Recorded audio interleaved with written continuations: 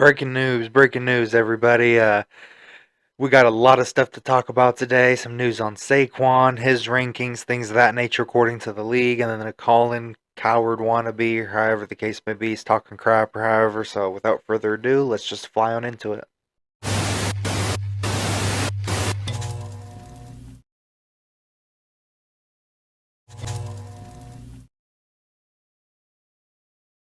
So first and foremost, biggest, boldest news first, or however, Saquon is ranked the fourth best linebacker behind Christian McCaffrey, I believe Nick Chubb. It's on Sports Illustrated. I'd have to. I'll like put it up there, however the case may be. But yeah, it said, and then another article states he's going to be a beast, things of that nature. What the weapons around him, dual threat quarterback, shotgun runs, and then obviously Saquon's versatility himself.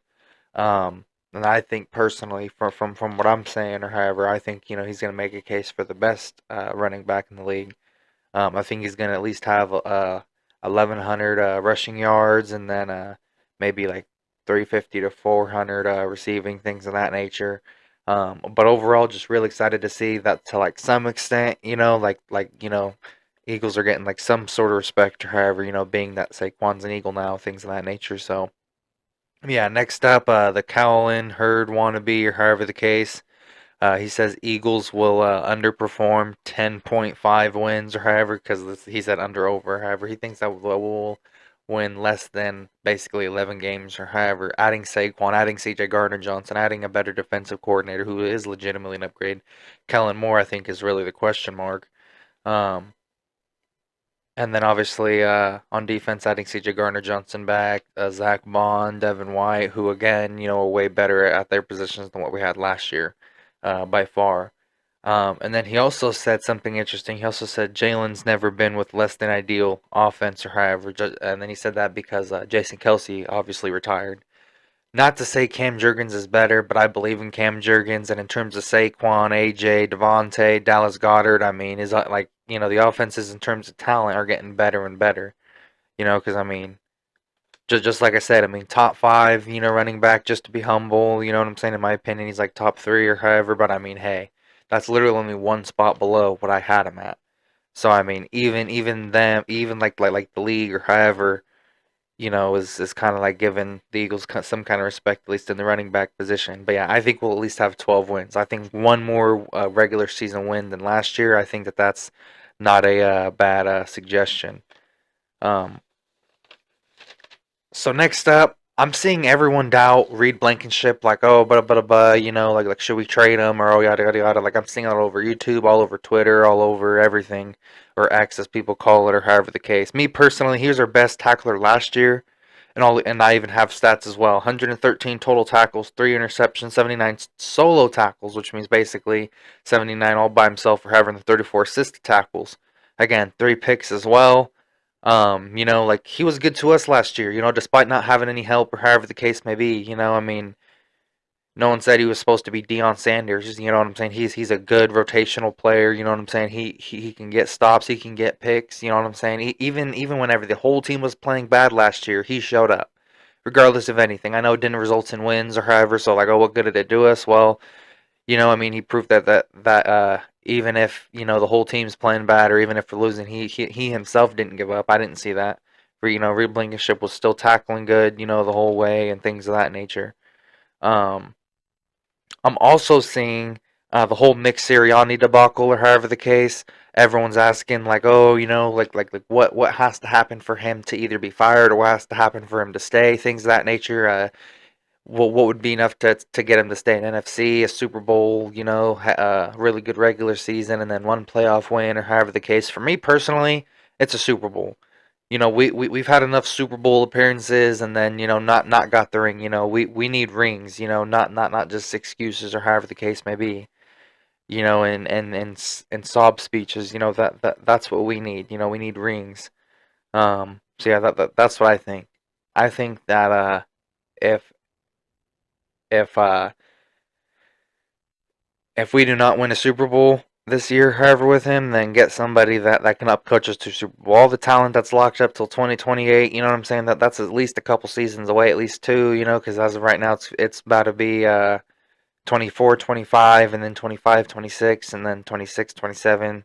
You know what I'm saying? And then, because I know AJ Brown's like contracted till then. Devontae Smith, he just signed his extension, and then obviously Jalen Hurts signed his extension, and then obviously most of the O-line did, and then Saquon signed a 3 years. So I mean, he's only 27, something like that, 26, 27, turning 28 or 27, something like that. So I mean, we have a few years with the core, so I mean, if he can't do it this year, in my opinion, fire him. But what I think the Eagles are gonna do is that if we cannot at least get to the NFC Championship, that's what I think. I think that if he cannot get us to the NFC Championship, or however the case may be from his standpoint, or however, since he'll have more time, as Smitty says, and all that, or however to mediate over thing and make adjustments and all that, then yeah, I mean, if not a Super Bowl, then it's not enough. Playoff wins aren't enough anymore. We need Super Bowls. Next up, some players that are linked to the Eagles. How he's not done making moves yet. Khalil Mack, he could be a good trade candidate. Um, sometime in the near future. Obviously this year, however, not like 3 or 4 years because I know he's getting older. However, last year he had 17 sacks. Hypothetically, if we could trade for him, like during training camp or something like that, if he's looking pretty good, if he can get us 7 to 9 sacks, for me that would be perfectly fine. Nolan Smith getting 7 to 9, Bryce Huff, if he can get like 10 to 12 sacks or however, that would be good. And then if someone like the linebackers can make some plays, Devin White, Zach Bond, Jeremiah Trotter, things of that nature. And then as well, Emmanuel Ogba, he's productive. He's not like a superstar, however, but there's a good chance that we could sign, trade, or however the case may be. It's a logical fit, Obviously, Khalil Mack and Emmanuel Lago both have the Fangio connection, so there's that part of it as well. So I mean, they'd be pretty familiar with this game. There wouldn't be too much of a learning curve with it if it is a little bit later on in the season. You never know. But yeah, next up, Jamal Adams, safety. He's linked up to the Eagles as well. Potentially signing him or however, trading him if he gets cut or however, if he doesn't get cut, trading him or however the case may be. Me personally, if it's for safety reasons, I wouldn't want him, but if it's like for linebacker, you know what I'm saying, just for like rotational mix, and we can get him for like the right price, um, I wouldn't mind it. But I don't know if you'd be willing to switch positions or however the case may be. I don't know. Um, Next up, the Eagles have a decision to make regarding Kenneth Gainwell. Are they gonna let him be a third down back or however, like running back two or however, or um, you know, or is it just going to be a cap casualty? Because I honestly think maybe we can get Miles Sanders back to Philly, and then obviously have Shipley as the third or however the case. But Gainwell, honestly think he's kind of cooked, and yeah, I've seen him like training or however, like even like without pads or however, we're supposed to look hecka fast and hecka good and all that. He didn't look good or fast or however, he looked cooked. And then even last year, however, I mean, he looked slow. Even during the 10-1 or however, he legitimately looked slow. Um, and then as I believe, as everyone probably knows, it's going to be a really, really big year for Jordan Davis and Jalen Carter. That they've been working their tails off, things of that nature. I really believe that they're buying into Fangio's scheme.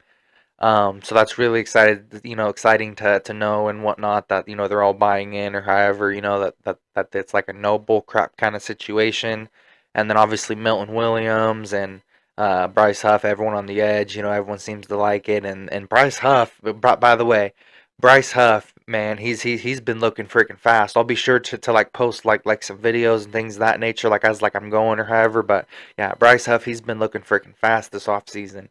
So I mean, I really think it wasn't just a one-off year. However, that Fangio and all them kind of like did their homework and really knew what they were talking about, like before giving them that money. I think that obviously they know something more. However, than maybe they're Clint Hurt and all them or however uh and everyone else is really gonna help them elevate to the next level. Sorry guys, I thought someone was knocking, but yeah. Next up. Uh, CJ Gardner Johnson, according to MSNBC Philadelphia, um, CJ Gardner-Johnson is apparently the 13th most important Eagle. Um, I'll go ahead and like put like the link up there, however, like thread editing or however, and all So I'm probably gonna end out the video with in my opinion, my 15 most important Eagles, coaches included, coordinators, things of that nature, and I'll like explain why. So number 15, Vontae Maddox slash Slay. Basically, one of them has to stay healthy, or however, the other one has to have enough in the tank, or however the case may be, to mentor the young guys and still be able to stay on the field and still make a difference. Still show them how it's done. That's still part of it. Um, so yeah, if Maddox can stay healthy, or however, obviously he'll be the 15th most important Eagle. And then if Slay still has enough in the tank, because he's about to be 34, 35, something like that. Not everyone's LeBron, not everyone's Kobe, not everyone's Dirk Nowitzki. Not everyone's playing 20, 30 years, or even 15. It's even hard to play 10. Anyways, number 14, Clint Hurt, I believe because of his impact, potential impact on obviously the defensive line, things of that nature, and specifically Jordan Davis and Jalen Carter specifically. In my opinion, that's our defensive trench future right there. However, in the trenches on the defensive side, that's our future right there. Is those two guys, that duo. So at least as of now. Um, but yeah, number 13, Zach Bond. Obviously, he himself was better than what we had last year. Again, like as I'm talking or however, I'll go ahead and like put like their highlights or however. But yeah, Zach Bond, absolute beast. He didn't really play that much, but I don't think it was because of injuries or however. I'm pretty sure it's just because of lack of opportunities. They couldn't really figure out where to use them. Um, I believe it was in New Orleans. Pretty sure he played in New Orleans last year. But yeah, he had a couple picks. He got like some really good hits. Just really aggressive. Gets after the ball, see ball, get ball. We need guys like that. Seems to be a pretty good tackler. But yeah, I guess they just couldn't find a spot for him, I guess. But yeah, hopefully Fangio can maximize him, things of that nature. Not gonna say Pro Bowler, but I mean he can be like a respectable starter, things of that nature in Fangio's scheme. Alongside Devin White, who's the next guy, number 12. Um, Obviously, he's a good tackle. He has all the talent in the world, to be a top 5, top 10. You know what I'm saying? Very elite Pro Bowl linebacker this year. And that being said, Pro Bowl linebacker can help us out. So obviously, he's on a 1 year prove it deal, 7.5 million. I think it's only like 4.5 guaranteed, and then like a signing bonus or something like that. Um, but uh, but yeah, either way, really excited to see what he's gonna do in training camp as well. And then obviously Quinion Mitchell, I have him at number 11. Obviously, first round pick, has to deliver. Played in Toledo, smaller school, so there's that thing kind of like against his odds. Um, Number 10, Isaiah Rogers, simply because of the time off and maybe what if he didn't learn his lesson. I'm keep managing. I think he did learn his lesson, but I could be wrong. Not everything is what I think. Not everything. I'm not always right. You know what I'm saying? I've been wrong. I will be wrong again. And in case of that, we really need him to play well and things of that nature. He's been playing really well in the OTAs and things of that nature. Hopefully, he continues to make plays in preseason and whatchamacallit, uh, training camp. Sorry about that. I'm just really freaking excited. So much to talk about, like I said. Um, and obviously, 9 being Cooper DeJean. Um, in my opinion, the reason why I have him above Quinion Mitchell in terms of importance is literally just because of favoritism. That's my opinion, my list, or however the case may be. But yeah, but the reason why, or however, another reason is because of the tib fib. He hasn't played in a while as well.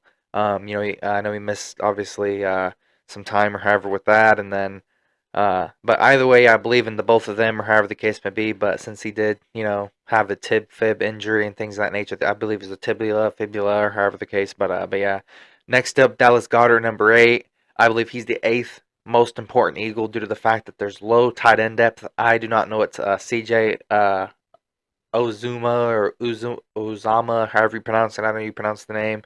And obviously, because he's had health concerns. Hopefully, like I said, Saquon Barkley will, in fact, do what I predict and, take pressure off the other guys so then, they're not targeted as much, by the defensive players, things of that nature. So, you know, at least that's what I'm hoping.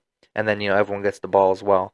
Um, 7 and 6 are AJ and Smitty. AJ's number 6 because obviously, he's the wide receiver 1 and then Smitty's wide receiver 2. Reason being is because we have wide receiver 3 and 4 questions with depth, health, things of that nature. I don't know if Paris Campbell still has. I'm pretty sure he's like 30 flat or however the case.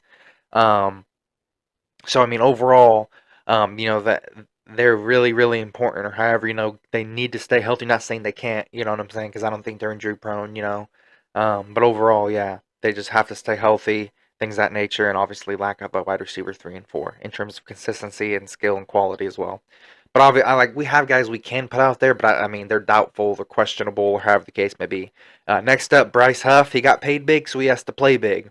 Is it a one-off season? I don't know. He looks really fast. He looks really good. I'm keeping the same energy. You know what I'm saying? But I'm not a fortune teller. You know what I'm saying? You can only tell so much without pads, without actually going up against other NFL competition. You can only tell so much by going up against, you know what I'm saying, practice or however the case may be. So I have faith in him, or however, but I mean, obviously, he is one of the most important Eagles because he has to get after quarterback. He needs to get double-digit sacks at least. I'm hoping he can get 15 to 17 or however, like a 32, 33-year-old Khalil Mack could, but can't tell the future. I don't know. Hopefully he can. Um, Next up is Kellen Moore, obviously, and Vic Fangio. They're part of the foundation. Not saying they're everything, but they're part of the foundation. They're the ones that are going to be calling the plays, things of that nature. Which is the foundation of the players being in the correct positions to succeed. So obviously, if let's say Derrick Henry and Lamar Jackson, or however we face the Ravens this year, let's say we're facing them, or however we have to make an adjustment, or however the case may be. If we don't make that adjustment, they'll easily be able to cook us, or however the case may be. Just like last year, how we got cooked by Washington. Sam Howell, 350 yards, and then he was looking like a freaking Pro Bowler against us. Against us last year, he was legitimately looking like a Pro Bowler. Sam Howell, 25 interceptions, or however for the season, but against us, he looked like a Pro Bowler. That's why the play calling was garbage. The scheme, I don't believe it was the scheme. I just believe it was like the play calling. Um, but anyway, sorry to rant, however, but yeah, and then obviously Kellen Moore. I believe he's going to do more than just a brotherly shove, and then the same 7 other plays besides that.